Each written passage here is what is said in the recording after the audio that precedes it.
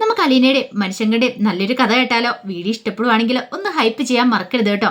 അങ്ങനെ അലീന രോഹത്തിനുള്ള ഫുഡുമായിട്ട് മുറിയിലേക്ക് ചെന്നു. എന്നിട്ട് രോഹത്തിനോട് പറഞ്ഞു, ഇനി മുതൽ താഴെ വന്നിരുന്ന് എല്ലാവരോടും ഒപ്പം ഇരുന്ന് കഴിക്കണം എന്ന് പറഞ്ഞു. അത് കേട്ടപ്പോൾ രോഹിത് പറഞ്ഞു, അത് പിന്നെ അലീന ചേച്ചി ഞാൻ വേണ്ട, കൂടുതലൊന്നും പറയണ്ട, താഴെയുള്ളതേ അച്ഛനും സഹോദരിമാരൊക്കെ അല്ലേ, പിന്നെ അവരുടെ മുന്നിൽ എന്തിനാ തല കുണിച്ച് നിൽക്കുന്നത്? അതിൻ്റെ കാര്യമൊന്നുമില്ല, അതിൻ്റെ രോഹത്ത് തെറ്റൊന്നും ചെയ്തിട്ടില്ലോ എന്ന് പറഞ്ഞു.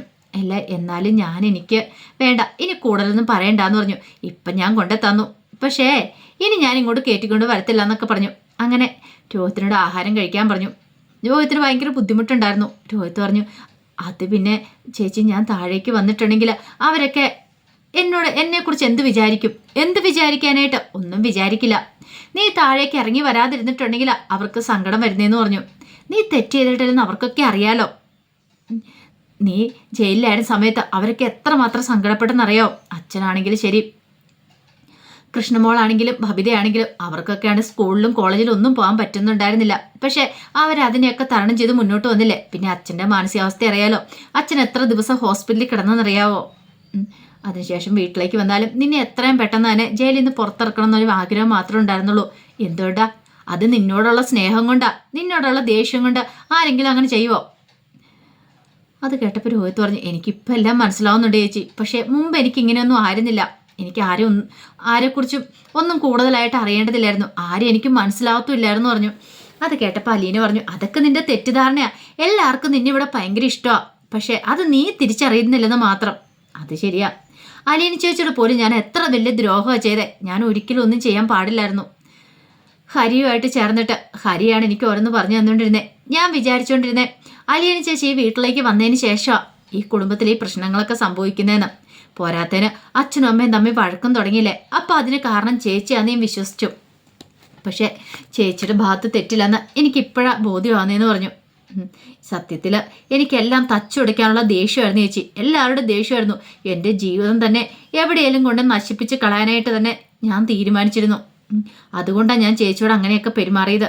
ശരിക്കും അച്ഛനെയും ചേച്ചിയും വെച്ച് എനിക്ക് സംശയമായിരുന്നു. കൊല്ലപ്പള്ളി വീട്ടിലുള്ള അങ്കിൾമാരൊക്കെ പറയുമ്പോൾ ഞാൻ വിചാരിച്ചു ചേച്ചി അച്ഛനും തമ്മിൽ അരുതാത്ത ബന്ധമുണ്ട്, അതുകൊണ്ടാണ് ചേച്ചി അച്ഛനും കൂടെ കൂട്ടിക്കൊണ്ട് വന്നിരിക്കണമെന്ന്. അപ്പോൾ എൻ്റെ അമ്മ പാവമാണ് എന്നൊക്കെ ഒരു ചിന്തയായിരുന്നു മനസ്സിൽ. എൻ്റെ അച്ഛൻ ഞങ്ങളെയൊക്കെ ചതിക്കുമെന്നൊരു ചിന്ത വന്നു കഴിഞ്ഞപ്പോൾ ചേച്ചി എങ്ങനെ ഈ വീട്ടിൽ നിന്ന് ഇറക്കി വരണമെന്നൊക്കെ തോന്നി. അതുകൊണ്ടാണ് ഞാൻ ഹരിയോടൊപ്പം ചേർന്ന് അങ്ങനത്തെ ക്രൂരതകളൊക്കെ ചെയ്തേ. അത് മനഃപൂർവ്വമല്ലേ ചേച്ചി, ഇങ്ങനെയൊക്കെ എൻ്റെ മനസ്സിലുണ്ടായിരുന്നതുകൊണ്ട് മാത്രമാണ്. എന്നോട് ക്ഷമിക്കണമെന്നൊക്കെ പറഞ്ഞു. അപ്പോഴേക്കും അലീന അതൊക്കെ ഞാൻ അപ്പോഴേ ക്ഷമിച്ചു കഴിഞ്ഞില്ലേ, എൻ്റെ കൂടപ്പുറപ്പല്ലേ നീ. നിന്നോട് ഞാൻ ക്ഷമിച്ചില്ലെങ്കിൽ പിന്നെ ആരാ നിന്നോട് ക്ഷമിക്കുന്നേ? ഞാനിപ്പോൾ അതൊന്നും മനസ്സിൽ വെച്ചുകൊണ്ട് കൊണ്ടു നടക്കുന്നില്ല. അല്ലെങ്കിൽ എനിക്ക് നിന്നോട് ദേഷ്യം ഉണ്ടായിരുന്നെങ്കിൽ ഞാൻ അന്ന് കംപ്ലൈൻറ്റ് കൊടുക്കില്ലായിരുന്നോ? എന്തുകൊണ്ടാണ് ഞാൻ കംപ്ലൈൻറ്റ് കൊടുക്കാത്തെ? പോലീസ് വന്നു കഴിഞ്ഞപ്പോൾ നിന്നെ കുറ്റപ്പെടുത്തി സംസാരിക്കാത്ത എന്തുകൊണ്ടാ? നിന്നെ ഒറ്റ കൊടുക്കാത്ത എന്തുകൊണ്ടാ? നീ കൂടപ്പുറപ്പാന്ന് എനിക്ക് അറിയാവുന്നതുകൊണ്ട്, നിന്നെ എനിക്ക് തിരുത്താൻ സാധിക്കുമെന്ന് എനിക്ക് ഉറപ്പുള്ളതുകൊണ്ട്. അതുകൊണ്ട് മാത്രം. നിനക്കറിയാലോ നീ എത്രയും പെട്ടെന്ന് തന്നെ ജയിലിൽ നിന്ന് വരണം തന്നെയാണ് ഇവിടെ എല്ലാവരുടെയും ആഗ്രഹം. ഞാനും ഒത്തിരി ആഗ്രഹിച്ചിട്ടുണ്ട്. കാരണം എൻ്റെ കൂടപ്പുറപ്പ് ഒരു തെറ്റ് ചെയ്തിട്ടില്ലെങ്കിൽ ജയിലിൽ പോയി കിടക്കരുതെന്നായിരുന്നു എൻ്റെ വിചാരം. തെറ്റ് ചെയ്തിട്ടുണ്ടെങ്കിൽ ശിക്ഷ അനുഭവിക്കണമെന്ന് ഞാൻ കരുതിയിട്ടുണ്ടായിരുന്നു. നീ ഒരു കാര്യം മനസ്സിൽ ചിന്തിച്ചിട്ടുണ്ടോ? ആ ശരണ്യയെക്കുറിച്ച്, ഭാവ കൊച്ചിൻ്റെ അവസ്ഥയെക്കുറിച്ച്. അത് കേട്ട് കഴിഞ്ഞപ്പം അവൻ്റെ മുഖമൊക്കെ അങ്ങോട്ട് മാറി. അപ്പോഴേക്കും ചോദിച്ചു, ഞാൻ ക്രൂരനല്ലേ ചേച്ചിന്ന് ചോദിച്ചു. അങ്ങനൊന്നും പറയാൻ പറ്റില്ല എന്ന് പറഞ്ഞു. നിനക്ക് ഒരു തെറ്റ് പറ്റി, അതിപ്പോൾ നീ അതിനകത്ത് സങ്കടപ്പെടുന്നുണ്ട്, കുറ്റബോധം തോന്നുന്നുണ്ട്. പിന്നെ നീ അങ്ങനെ വലിയ തെറ്റ് ചെയ്തില്ലോ, അവിടെ ഉപദ്രവിച്ചല്ലോ ഹരി ചെയ്ത പോലെ. അതുകൊണ്ട് ആ കാര്യത്തിൽ പേടിക്കണ്ട. നീ ഈ മുറിക്കകത്ത് തന്നെ അടച്ചിരിക്കരുത്, പുറത്തൊക്കെ ഒന്ന് ഇറങ്ങണം, എല്ലാവരുമായിട്ട് സംസാരിക്കണമെന്ന് പറഞ്ഞു. എനിക്കതിന് പറ്റുമെന്ന് തോന്നില്ല ചേച്ചി. അതെങ്ങനെ ശരിയാന്നേ? പറ്റണം നിന്നെക്കൊണ്ട്. നിനക്ക് കോളേജിൽ പോകണ്ടേ, പഠിക്കണ്ടേ? വേണ്ട, എനിക്ക് കോളേജിലേക്ക് പോകണ്ടെന്ന് പറഞ്ഞു. അങ്ങനൊന്നും പറഞ്ഞാൽ ശരിയാകത്തില്ല. കോളേജിൽ പോകണം, പഠിക്കണം, പഠനം ഉപേക്ഷിക്കാൻ പാടില്ല എന്ന് പറഞ്ഞു. അച്ഛനക്ക് എത്ര പ്രതീക്ഷയോട് കൂടിയിട്ടാണ് നിന്നെ എൻജിനീയറിങ്ങിന് ചേർത്തേ. അച്ഛൻ്റെ അമ്മയുടെയും പ്രതീക്ഷയല്ലേ നീ. അപ്പം നീ ആയിട്ട് ആ പ്രതീക്ഷ തച്ചുടിച്ച് കളയരുതെന്ന് പറഞ്ഞു. ആഗ്രഹമുണ്ട് ചേച്ചി, കോളേജിലേക്ക് പോയിട്ടുണ്ട്, കുട്ടികളൊക്കെ എന്നെ കളിയാക്കില്ലേ? അതൊന്നും സാരമില്ല. ആദ്യം ഇച്ചിരി പ്രശ്നങ്ങളൊക്കെ ഉണ്ടാവും, പിന്നെ അതൊക്കെ സ്വാഭാവികമായിട്ട് മുന്നോട്ട് പോയിക്കോളും. ആദ്യം നിനക്ക് തരണം ചെയ്യാൻ പറ്റുമെങ്കിൽ നിനക്ക് പിന്നീടുള്ള നിന്റെ ജീവിതത്തിൽ ഒരു പ്രശ്നങ്ങളും ഉണ്ടാകത്തില്ല എന്ന് പറഞ്ഞു. പക്ഷെ നീ മടി പിടിച്ച് അല്ലെങ്കിൽ മറ്റുള്ളവരെ ഫേസ് ചെയ്യാനായിട്ട് ബുദ്ധിമുട്ടി വീട്ടിലിരുന്നിട്ടുണ്ടെങ്കിൽ നിനക്കൊരിക്കലും പുറത്തിറങ്ങാനായിട്ട് പറ്റില്ല. പിന്നെ നിന്റെ ജീവിതം ഈ 4 ചുവരുകൾക്കുള്ളിലാവും. അങ്ങനെ ജീവിക്കേണ്ടവനല്ല നീ. പഠിച്ച് ജോലി വായിച്ച് നല്ല മിടുക്കനായിട്ട് എല്ലാവരുടെ മുന്നിൽ അന്തസ്സോടെ തല ഉയർത്തി പിടിച്ച് നടക്കേണ്ടവനാ. നിന്നെ കുറ്റം പറഞ്ഞവരൊക്കെ അല്ലെങ്കിൽ നിന്നെ കളിയാക്കിയവരൊക്കെ നാളെ നിന്നെക്കുറിച്ച് നല്ലത് പറയണം എന്നൊക്കെ അലീനെ കുറച്ച് ഉപദേശങ്ങളൊക്കെ കൊടുക്കുന്നൊക്കെ ഉണ്ട്. ആ സമയത്ത് മാമച്ചനെ ഗ്രഹസമയം കാണാനായിട്ട് ടോണി ഷെറിൻ്റെ ഭർത്താവ് വീട്ടിലേക്ക് വരുന്നേ. അപ്പോൾ മാമച്ചനെ കാണണമെന്ന് പറഞ്ഞിട്ടുണ്ടായിരുന്നു. അങ്ങനെ വന്ന് ടോണിയും മാമച്ചനും ഗ്രഹസമയമൊക്കെ സംസാരിക്കണ സമയത്ത് ടോണി ചോദിച്ചു, അല്ല ഇപ്പം നിങ്ങൾ ആ കുഞ്ഞിനെക്കുറിച്ച് ചോദിക്കുന്നില്ലോ, കുറച്ച് നാൾ മുമ്പ് നിങ്ങൾ വീട്ടിൽ വന്നിട്ടുണ്ടായിരുന്നല്ലോ, ആ കുഞ്ഞിനെക്കുറിച്ച് അന്വേഷിച്ചായിരുന്നല്ലോ എന്നൊക്കെ പറഞ്ഞു. അത് കേട്ടപ്പോൾ മാമച്ചൻ പറഞ്ഞു, അത് ശരിയാ, പിന്നെ ഞങ്ങൾക്ക് അങ്ങോട്ട് വരാനായിട്ട് പറ്റിയില്ല, ഞാൻ പറഞ്ഞല്ലോ കുറച്ച് ആരോഗ്യ പ്രശ്നങ്ങളൊക്കെ ഉണ്ടായിരുന്നു പറഞ്ഞു. പിന്നീട് ഗ്രേസമ്മ ചോദിച്ചു, അല്ല ആ കുഞ്ഞിനെക്കുറിച്ച് ടോണിക്ക് എന്തൊക്കെ അറിയാം? അന്ന് ഞങ്ങൾ വന്നു കഴിഞ്ഞപ്പോൾ ടോണി കാര്യമായിട്ടൊന്നും പറഞ്ഞില്ല. ഇത് കേട്ടപ്പോൾ ടോണി പറഞ്ഞു, എനിക്ക് ആ കുഞ്ഞിനെക്കുറിച്ച് കൂടുതലായിട്ടൊന്നും അറിയില്ല ആൻറ്റി. ഷെറിൻ്റെ കല്യാണത്തിന് മുമ്പ് ആ കുഞ്ഞ് ജീവിച്ചിരിപ്പുണ്ടായിരുന്നു എനിക്കറിയാം. പക്ഷെ കല്യാണത്തിന് ശേഷം ആ കുഞ്ഞിന് എന്ത് സംഭവിച്ചെന്നോ, ആ കുഞ്ഞ് മരിച്ചോ അതോ ജീവനോടെ ഉണ്ടോ, അവരെങ്ങോട്ടേലും കടത്തിയോ ഷെറിൻ്റെ വീട്ടുകാരെ, അതിനെക്കുറിച്ചൊന്നും എനിക്കറിയില്ല.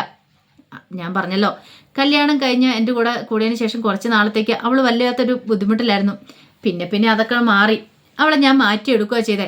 അതിനുശേഷം പിന്നെ ആ കുഞ്ഞിന് എന്ത് സംഭവിച്ചെന്ന് അറിയത്തില്ല. കുഞ്ഞിനെ കാണാതെ വന്നു കഴിഞ്ഞപ്പോഴത്തേനുമാണ് അവൾ ആകെപ്പാടെ ഡൗൺ ആയത്. അങ്ങനെയാണ് ഞാൻ കാര്യങ്ങളെക്കുറിച്ചൊക്കെ അറിയുന്നത് പോലും എന്ന് പറഞ്ഞു. അങ്ങനെ ടോണി തനിക്ക് അറിയാവുന്ന കാര്യങ്ങളൊക്കെ പറയണം. ചതിയോട് കൂടിയിട്ടാണ് അവൾ എൻ്റെ ജീവിതത്തിലേക്ക് കയറി വന്നത്. അപ്പം എന്നെ ചതിച്ചെന്നുള്ള പേരിൽ എനിക്ക് അവളെ ഉൾക്കൊള്ളാൻ സാധിച്ചില്ല. അതുകൊണ്ടാണ് ഞാൻ അവളെ ഉപേക്ഷിച്ചതെന്ന് പറഞ്ഞു. അത് കേട്ട് കഴിഞ്ഞപ്പോൾ ഗ്രേസം പറഞ്ഞു, അതൊരിക്കലും ശരിയായിട്ടുള്ള കാര്യമായിരുന്നില്ല. അവൾക്ക് ഒന്നും സഹിക്കാൻ പറ്റിയില്ല. മോളെക്കുറിച്ചുള്ള ചിന്തകളും പിന്നെ ടോണി ഉപേക്ഷിച്ചും എല്ലാം കൂടി ആയി കഴിഞ്ഞപ്പോഴത്തേനും അവൾക്ക് മാനസിക വിഭ്രാന്തി ഉണ്ടായെന്ന് പറഞ്ഞു. ടോണി പറഞ്ഞു, പിന്നെ ഞാൻ എന്ത് ചെയ്യണം? എനിക്ക് എന്ത് ചെയ്യണമെന്ന് പോലും അറിയണ്ടായിരുന്നില്ല. അവളെപ്പോഴും ഒരേ ഇരിപ്പ് തന്നെ ഇരിക്കും, കുഞ്ഞിനെക്കുറിച്ചുള്ള ചിന്തകളായിരിക്കും. പക്ഷേ ഈ കാര്യങ്ങളൊന്നും പറഞ്ഞിട്ടല്ല ഷെറിനെ അവരുടെ വീട്ടുകാരെൻ്റെ തലയിലേക്ക് കെട്ടി വെച്ചത്. അത് കേട്ടപ്പോൾ മാമച്ചൻ പറഞ്ഞു, ടോണി അവളൊരു നല്ല കുട്ടിയായിരുന്നു പറഞ്ഞു. നല്ല കുട്ടി അങ്ങനെയായിരുന്നെങ്കിൽ അവർ ഈ കാര്യങ്ങളൊക്കെ എന്നോട് നേരത്തെ പറയില്ലായിരുന്നോ? അവരിങ്ങനെ കല്യാണം നടത്തുമായിരുന്നോ എന്നൊക്കെ ചോദിച്ച് ടോണി കിടന്ന് കുറേ ദേഷ്യപ്പെടുവാണ്. ഒടുവിൽ ചോദിച്ചു, അല്ല എനിക്ക് മനസ്സിലാത്തൊരു കാര്യമുണ്ട്, നിങ്ങൾ എന്തിനാ ആ കുഞ്ഞിനെ അന്വേഷിച്ച് അങ്ങോട്ടേക്ക് വന്നത്? ഷെറിനും നിങ്ങളും തമ്മിൽ എന്താ ബന്ധം? എന്തെങ്കിലും ബന്ധമുണ്ടോ? അങ്ങനെയൊക്കെ ചോദിക്കുകയാണ്.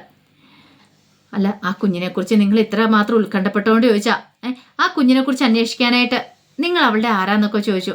അത് കേട്ട് കഴിഞ്ഞപ്പോഴാണ് ഗ്രേസം പറയുന്നത്, ആ കുഞ്ഞ് എൻ്റെ മോൻ ജീവനോടെ ഉണ്ടായിരുന്നെങ്കിൽ എൻ്റെ മോൻ്റെ കുഞ്ഞായിട്ട് ഇവിടെ വളരേണ്ടതായിരുന്നു പറഞ്ഞു. ഒരു നിമിഷം ടോണി ഞെട്ടിപ്പോയി. അതെ, ആ കുഞ്ഞിൻ്റെ പപ്പ എൻ്റെ മോനായിരുന്നു പറഞ്ഞു. ടോണി ചോദിച്ചു, മോൻ്റെ കുഞ്ഞോന്ന് ചോദിച്ചു. അതെ എന്ന് പറഞ്ഞു. അത് കേട്ട് കഴിഞ്ഞപ്പോഴത്തേനും ഒന്നും മനസ്സിലായില്ല.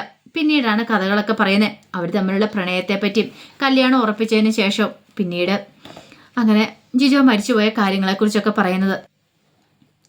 എല്ലാം കേട്ട് കഴിഞ്ഞപ്പോഴത്തേനും ടോണിക്കും ഭയങ്കര ബുദ്ധിമുട്ടായിപ്പോയി. പിന്നീട് രേവതിക്കുട്ടി വിളിച്ചുകൊണ്ട് പോയി ജിജോയുടെ ഫോട്ടോസും കാര്യങ്ങളും എല്ലാം കാണിക്കുന്നൊക്കെ ഉണ്ട്. അതെല്ലാം കണ്ടു കഴിഞ്ഞപ്പോൾ ടോണിക്ക് ഏകദേശം കാര്യം മനസ്സിലായി. ഷെറിനെ കുറ്റപ്പെടുത്തിയിട്ട് കാര്യമൊന്നുമില്ലല്ലോ.